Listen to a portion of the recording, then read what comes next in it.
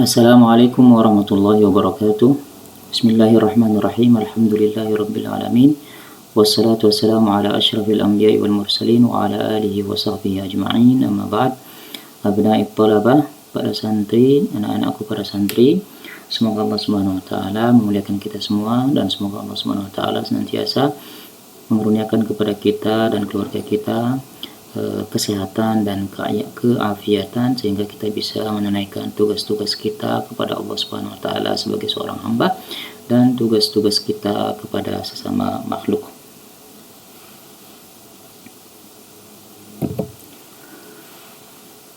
Para santri yang dimuliakan Allah, pada video kali ini kita masih di pembahasan tentang beberapa istilah. Dan alhamdulillah pada video sebelumnya kita sudah pernah membahas tentang hadits, khabar, athar.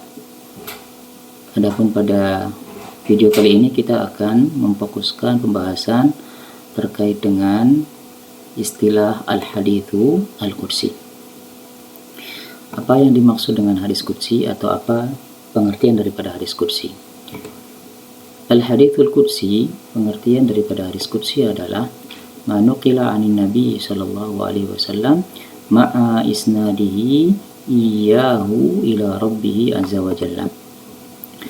Hadis qudsi adalah sesuatu atau apa-apa atau hadis yang diriwayatkan atau dinukil, dari Nabi Sallallahu Alaihi Wasallam, dan beliau sendiri, yakni Nabi Sallallahu Alaihi Wasallam, menisbatkan atau menyandarkannya kepada Rabbnya, kepada Tuhannya, kepada Allah Azza wa Jalla. Jadi hadis qudsi ini berbeda dengan hadis nabawi, ya, dari sisi sumbernya.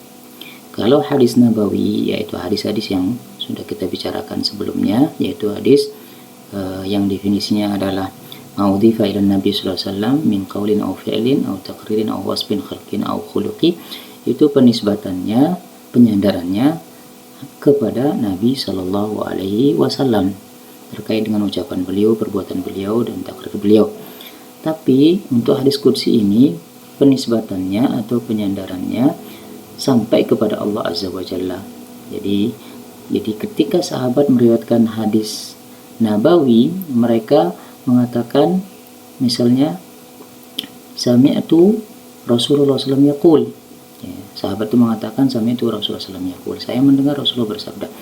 Atau mereka mengatakan ra'aitu Rasulullah SAW yaf'alu kadza, saya melihat Rasulullah SAW melakukan hal ini. Ya, jadi sumber utama yang disebut di situ adalah Nabi Shallallahu Alaihi Wasallam, atau asal daripada hadis tersebut adalah Nabi Shallallahu Alaihi Wasallam, dan tidak ada penyebutan bahwasanya itu dari Allah Subhanahu wa Ta'ala. Tapi ketika sahabat meriwayatkan hadis qudsi, ya, akan mereka sebutkan bahwa hadis tersebut sumber utamanya adalah Allah Azza wa Jalla. Ya, bahwasanya Nabi meriwayatkan hadis tersebut dari Allah Azza wa Jalla. Seperti mereka mengatakan dari Nabi Sallallahu Alaihi Wasallam fima yarwihi an Rabbih Azza wa Jalla. Atau sahabat mengatakan qala Rasulullah Sallallahu Alaihi Wasallam qala Allahu Azza wa Jalla. Rasulullah bersabda, Allah Subhanahu wa Ta'ala berfirman. Untuk lebih jelasnya kita melihat contoh berikut ini. Mithalun lil hadisul qudsi, contoh hadis qudsi. An Abi Dzar, diriwayatkan dari sahabat Abu Dzar dari Nabi sallallahu alaihi wasallam fi ma yarwihi anillah. Jadi setelah penyebutan dari Nabi disebutkan ada keterangannya fi ma yarwihi, pada hadis yang beliau sallallahu alaihi wasallam meriwayatkan anillah, dari Allah Azza wa Jalla. Annahu qal, bahwasanya Allah berfirman. Jadi annahu, ha ini kembali kepada Allah Azza wa Jalla. Qala, Allah berfirman. Apa firman Allah? Ya ibadi, wahai hambaku. Yang cocok mengucapkan wahai hambaku ini adalah Allah, bukan Nabi Shallallahu Alaihi Wasallam. Jadi ini firman Allah, tapi di dalam hadis qudsi. Ya ibadi, wahai hambaku, inni haramtu dzulma, saya mengharamkan kezaliman ala nafsi, atas diriku. Artinya Allah mengharamkan dirinya berbuat zalim. Wa ja'altuhu bainakum muharraman, dan aku mengharamkan kezaliman itu terjadi antar kalian. Jadi Allah melarang kita untuk saling menzalimi. Hadis riwayat Imam Muslim di dalam kitab Sahih beliau. Jadi ini perbedaan utamanya adalah kalau hadis nabawi, hadis yang biasa akan dikatakan an Abi Dzarrin an Nabi sallallahu alaihi wasallam qala, titik. Jadi yang qala, yang berkata itulah Nabi kalau pada hadis nabawi. Tapi pada hadis qudsi ya seperti ini dikatakan an Abi Dzar, dari Abi Dzar, anin Nabi, dari Nabi sallallahu alaihi wasallam. Setelah itu ada keterangan bima yarwi anillah, pada hadis yang Nabi sendiri meriwayatkannya dari Allah Ta'ala. Kadang-kadang juga menggunakan redaksi seperti yang saya katakan tadi, ya, dikatakan anin Nabi Sallallahu Alaihi Wasallam qala Allah Ta'ala, ya, dari Nabi SAW yang bersabda, Allah Subhanahu Wa Ta'ala berfirman. Wallahu Ta'ala a'lam. Intinya adalah pada periwayatan hadis qudsi akan disebutkan keterangan bahwasanya hadis tersebut diriwayatkan oleh Nabi dari Allah Azza wa Jalla. Baik, pertanyaan, berapa sih jumlah hadis qudsi? Ya. Hadis qudsi ya, jumlahnya sedikit, sekitar 100-an lebih. Wal ahaditsul qudsiyatu akthar min 100 hadis. Hadis qudsi itu lebih dari 100. Jadi jumlahnya tidak banyak kalau dibandingkan dengan hadis nabawi. Wallahu ta'ala a'lam. Selanjutnya ya, sebagaimana yang sudah kita ketahui bahwa hadis qudsi itu sumbernya adalah Nabi, dan Nabi meriwayatkan dari Allah Azza wa Jalla. Al-Quran sebagaimana kita ketahui adalah firman Allah yang diwahyukan kepada Nabi. Hadis qudsi firman Allah yang diriwayatkan oleh Nabi. Jadi hadis qudsi dan Al-Quran sama-sama tentunya sama-sama bersumber dari Allah Azza wa Jalla. Lalu apa perbedaan antara hadis qudsi dan Al-Quran? Para ulama menyebutkan ada 3 perbedaan antara Al-Quran dan hadis qudsi. Perbedaan yang pertama adalah annal Qur'ana mu'jizun bilafdhi, bahwasanya Al-Quran merupakan mukjizat dengan redaksinya sendiri. Artinya bahwa lafaz-lafaz yang ada dalam Al-Quran, redaksi yang ada dalam Al-Quran itu sebagai mukjizat bagi Nabi sallallahu alaihi wasallam. Al-Quran itu sebagai mukjizat bagi Nabi sallallahu alaihi wasallam untuk menaklukkan, melawan, untuk menundukkan kaum beliau kufar Quraisy yang pada waktu itu mereka punya keahlian merangkai kata-kata yang indah dan memiliki makna yang sangat kuat.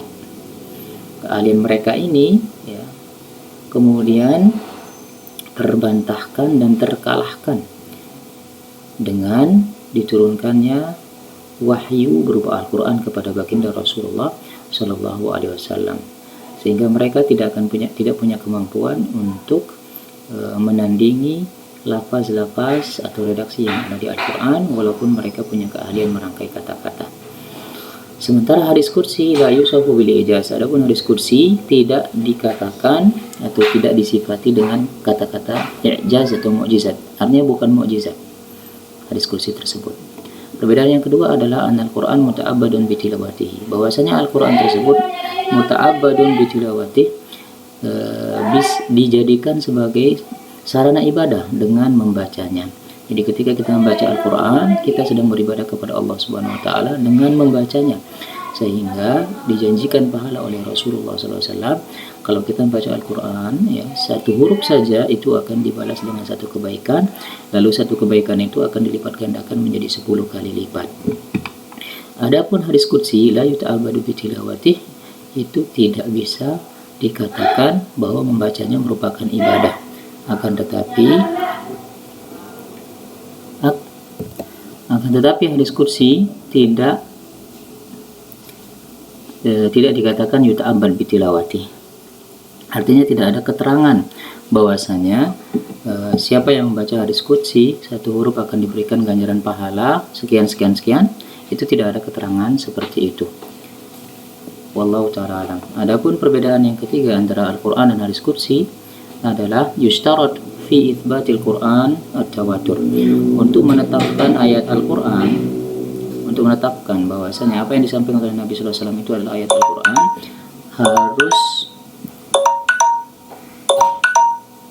harus ditetapkan dengan cara mutawatir, yaitu harus diriwayatkan oleh orang yang banyak dan menetapkan bahwa itu adalah Al-Quran atau bagian dari ayat Al-Quran.